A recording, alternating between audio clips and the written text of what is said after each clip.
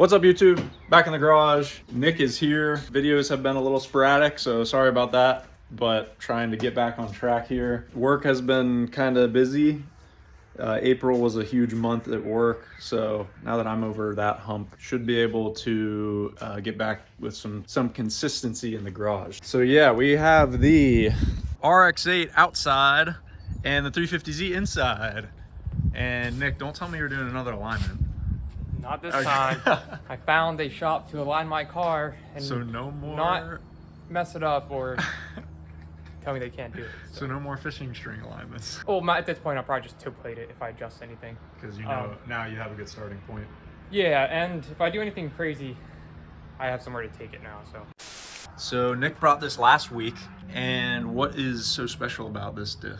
So it's re-geared to a 408, so a pretty big difference. It's basically just the low end, so I should be able to drift third pretty easily, which is the plan. And it'll just have a little more torque download, you know, a little better acceleration, a little more power. So you were originally looking for the gears separate, right? To bought rebuild the gears yourself. separate. Oh yeah, that's. If anybody wants to buy those, they're for sale. Because finding a diff seemed to be like impossible. I found the 3.9 like a year ago, because some Infinities came with a 3.9. Very, very rare and very expensive. The 408 only came in like a whatever year Frontier, like a also very rare, and then you have to go pull it out of a Frontier to put it in a Z diff. But the Z stock only came with a 3.5, and then automatics had a 3.3, which is even worse. So Nick brought this over. This thing is ready to go. We welded up last weekend. We MIG welded that up, cranked the heat into it, and shouldn't be an issue at this point. So no, it'll be good. If the other one worked, this one will work. Yeah, the other one was done with just 110 flux core. Yeah. So Nick is gonna swap that out for the event this Sunday. What event is that? So it's final bout is on Saturday, and then Sunday final bout's hosting open drift for all drivers. So if you are down at Summit Point next weekend, or no, this weekend. Or next weekend. Yeah, so never mind. This video is gonna be out way later than that event. Yeah. So anyways, yeah, Nick's gonna be shredding. So I pretty much spent all week getting this thing ready. Usually, because of my long commute to work, I usually don't do too much during the week on the car. But this week, I knew that my inspection was scheduled for Friday. I ended up taking off work Friday and spent all week getting this thing ready. So I am gonna spend just a few minutes going over all of the things that I did to get this ready for inspection. So starting with the front, the other hood latch is in. So hood is officially latched down, and those are good to go with hood pins. Other thing I did was I got my air intake temperature sensor into my intake there, so that's good to go. Also went ahead and got the bumper officially mounted. There wasn't really much to do there. I just had to trim some stuff because the fog lights were hitting the dash bar that I built in the last video. So that's all mounted up. The fitment is a little off in some places, so I need to work on that a little bit, but for the most part, it's all good. Now, the next biggest thing is the interior. So I didn't want to try to get this thing inspected without the interior in. So by myself, I got the dash in. So the dash is all back together. Airbags are in, all that good stuff. I got my gauges in, so these are officially mounted, pretty Home Depot-like, but that's all right, no big deal. I'm not picky, they work and they look good enough. So that's probably the biggest change. Back seats are all in. The only thing we're missing is the shifter bezel, but I'll get to that in a second. The battery was already mounted, but I added this breaker in. One, it's protection against if my battery cable would short out somewhere. So this will trip and cut power to the rest of the car. So that was pretty important, just as a safety precaution. I'm pretty confident in all my wiring and how everything is protected, but I really wanted to add that in as an extra precaution. I went with a 150 amp. I've heard of people doing anything from 150 to like 200, so I went with a lower one just because I'd rather be safer than sorry. The trunk, you can see, is not totally back together, but I do have all of the carpets and whatnot for that. So next thing on the list, I knew this passenger side footwell was going to be kind of a mess with the LS ECU, the fuse box, my standalone fuse box, and all the different wires going off to different places. I can't say this is the final configuration because it's not super pretty, but for now it works. There's enough foot room in here for somebody to sit. I seem to get everything tucked away enough you know, from first glance up here, it doesn't look too bad.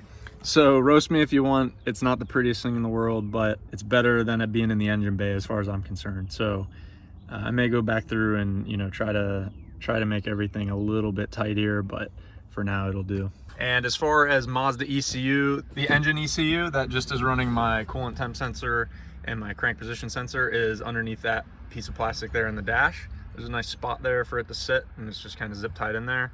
And my power steering module is in my glove box, so that's all tucked away in there. Yeah, not much to it, just hidden away in there. So, and now for honestly like the biggest thing to tackle really. I did this last weekend and didn't really film much of it just because I was trying to get stuff done. But I did come up with a version 2 of my shifter linkage here.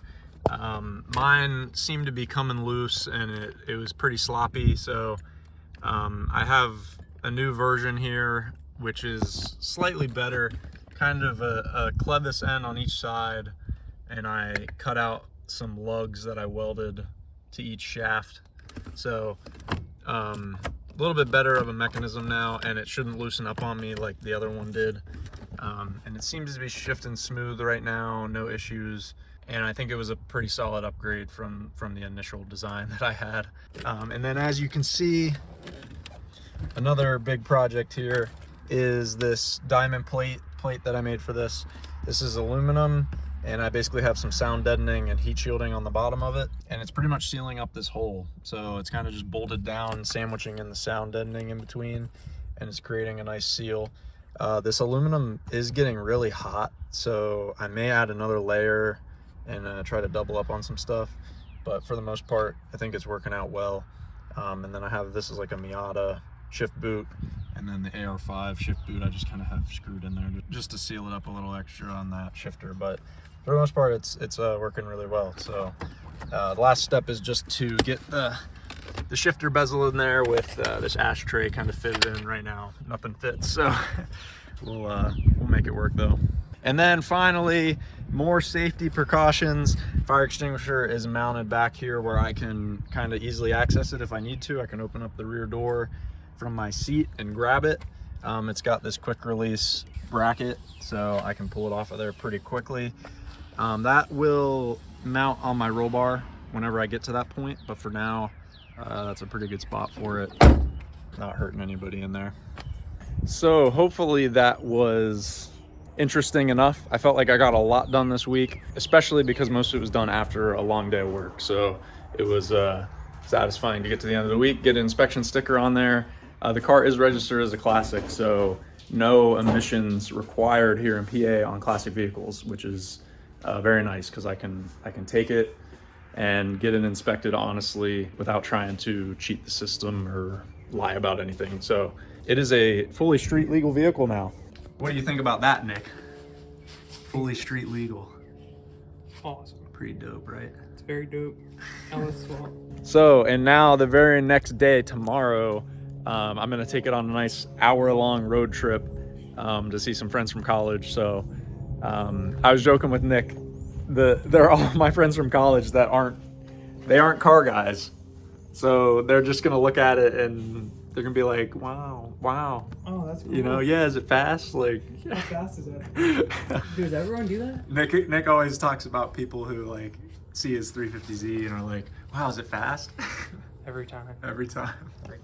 So I may do a, just to kind of satisfy all of the people that came for the Rx8 and have followed along, I'm gonna do kind of like a reaction on that road trip. So I'm gonna just hook up a mic, hook up the camera, and just drive and talk about my reactions with the transmission. I already have some, you know, emotions about the transmission, and good and bad about the, you know, just about everything. So hopefully anybody who is looking to swap their Rx8 and they want to know what the final outcome is, that should hopefully help you out a little bit. All right, guys, Nick has got the new diff in, does he? No. Not quite. Matt's helping him out. Hey, Matt. What up? What up, boo? And over here, I did a quick fishing line alignment in the front. I was towed in actually pretty good. I thought I eyeballed it decent, but I think I was towed in like almost a 1/4 inch on each side. So Got that close enough for my little road trip tomorrow. I'll tighten back up. So now I'm gonna give it a wash, and then tonight I'm gonna also clean the bronze paint off of these two wheels because the gunmetal is just, it's just so good.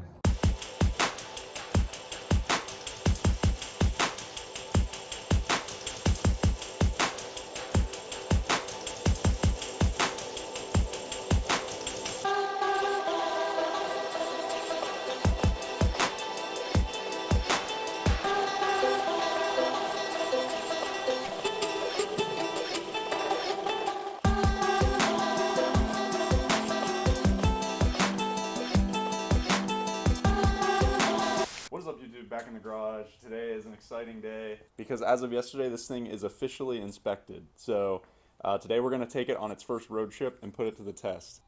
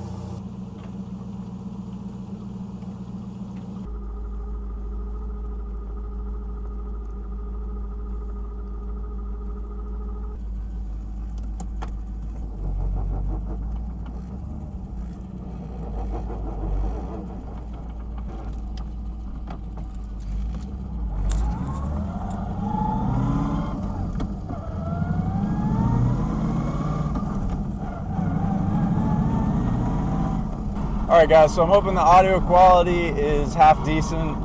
I have a mic attached to my shirt, so I'm hoping that this works out well enough, and whenever I go look at this footage to edit it, I'm hoping it turned out alright. So, so far, just yesterday I put about 50 miles on this thing. I was pretty much just driving it around. I drove it to get it inspected, drove it around just to hang out with a friend, and then just drove it to dinner and whatnot, just to put some miles on it and make sure it's doing well.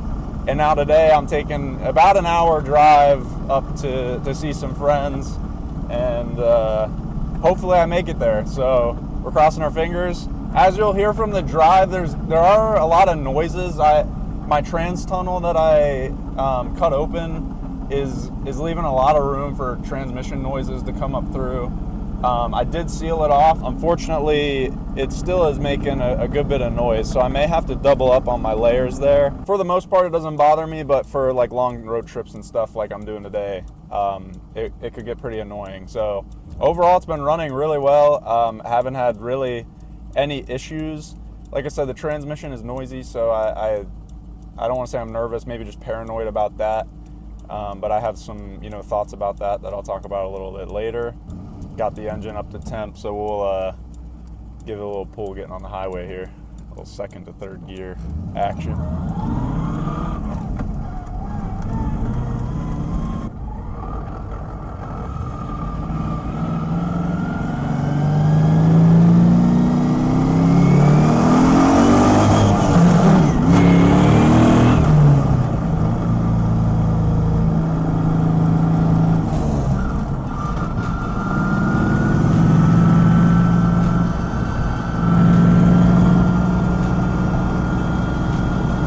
So if you didn't know, I'm running the Aero5 transmission. If you're just now, joining the channel, it's out of a 2005 Colorado, I think.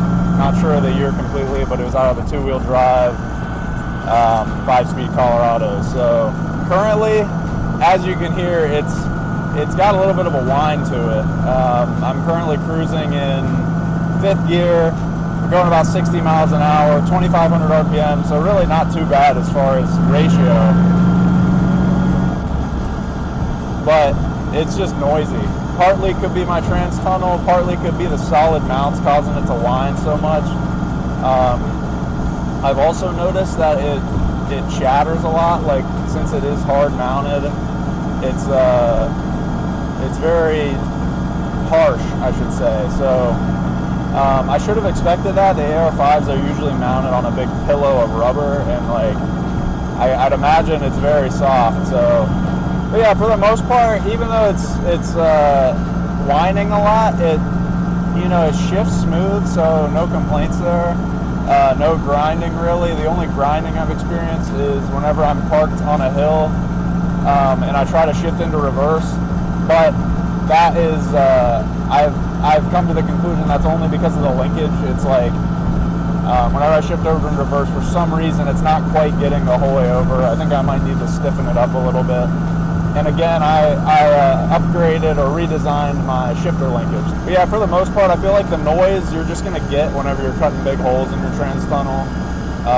Usually, I mean, I tried to seal it up the best I could, but I have a feeling that the factory, the way they seal it up from factory is probably very, very well done, and gets rid of a lot of the noise. From what I read, the AR5s are a little bit of a noisy transmission anyways, so I don't want to get to a bad conclusion too quick on it, and I'll just kind of ride it out and see how it acts. If it doesn't get any worse, then I know I'll probably be fine. I'm planning on throwing some redline fluid in there. I've heard that can help with noise sometimes, but we'll see what happens. So I figured I'd get my thoughts on the field coilovers, the Swift Springs. So far, I really love the feel of them. I drive my Matrix every day, which is on eBay coilovers, and that is not fun at all. So the field coilovers are a huge upgrade, and for some reason they don't feel quite as stiff as I expected them to. But you can tell they're good coilovers. I have case ports in my MR2, and you can tell whenever you're riding on a good pair of coilovers. So I complain about the Matrix, and I don't really care because it's just a daily and I just drive it to work. But this thing, it's gonna be nice to have some good suspension on it for sure. It honestly makes it more fun to drive on long road trips like this. So happy about that. So right now cruising at 66 miles an hour, about 2,800 RPMs. For gear ratio, I mean, like I said, can't really complain. I just have the stock diff in here, so if you're kind of looking into those numbers, I haven't taken this thing up above 70 yet. So there's 70 at 3,000, 75 at 3,250. I don't want to take it too much faster than that right now. I don't want to push my luck. I know a lot of people are swapping these for like drag racing and stuff, and I know ratios are super important for that.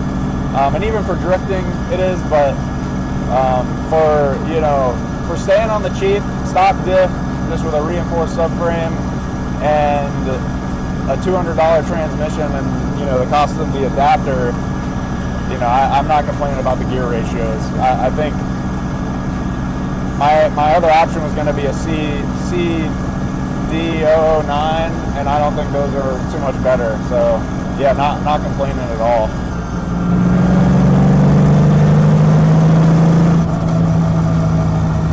The engine itself is running really well. I've never driven a car with this much horsepower other than like a truck. So this is absolutely the fastest car I've ever driven at the 320 horsepower, whatever that the 5.7 makes. This car is very fun to drive. So I gained an appreciation for Corvettes and stuff because I never really thought too much of them, but now I see why people like them so much, because it is a fun car to drive, and it's amazing how much torque this engine has at such low RPM. So I'm going to stop talking there. I'm going to be on the highway here for another 30 miles or so, and then I'm going to hit some back roads. So I'll pick it up there.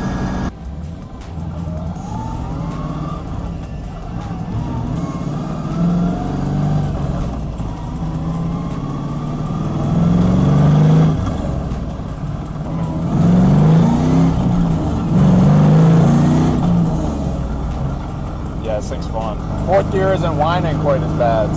I think my exhaust is hitting like a resonant frequency where it's like vibrating really bad. at certain RPMs.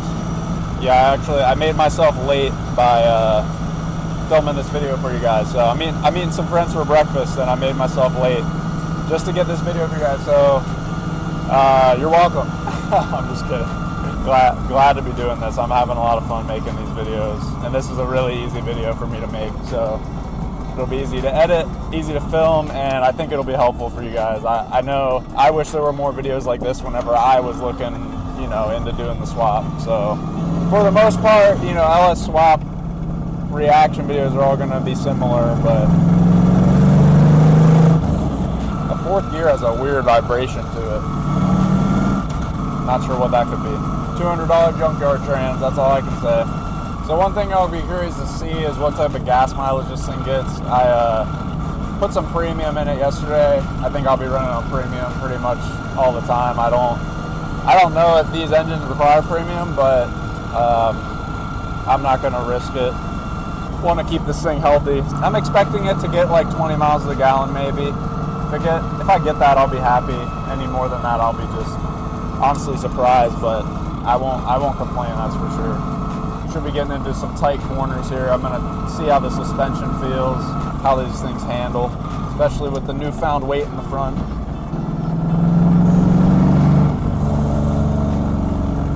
Not bad.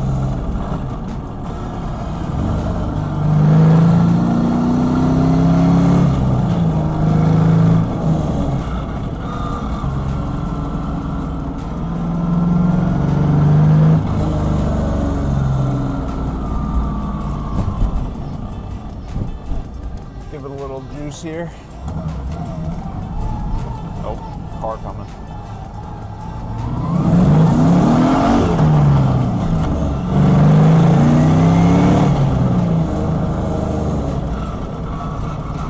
It's so fun to kick the tail out in second gear, I'll tell you what. The it's weird driving a front engine car, rear wheel drive. The MR2, with the engine in the back, it's like the tail end kicks out and like your back wants to the back of the car wants to end up in front of you because of all the weight back there. So it's just fun having a car with all the weight in the front, and then the tail end can just kind of go, it can just kind of follow along. Yeah, I think I'm gonna enjoy drifting this thing. Need to learn how to first.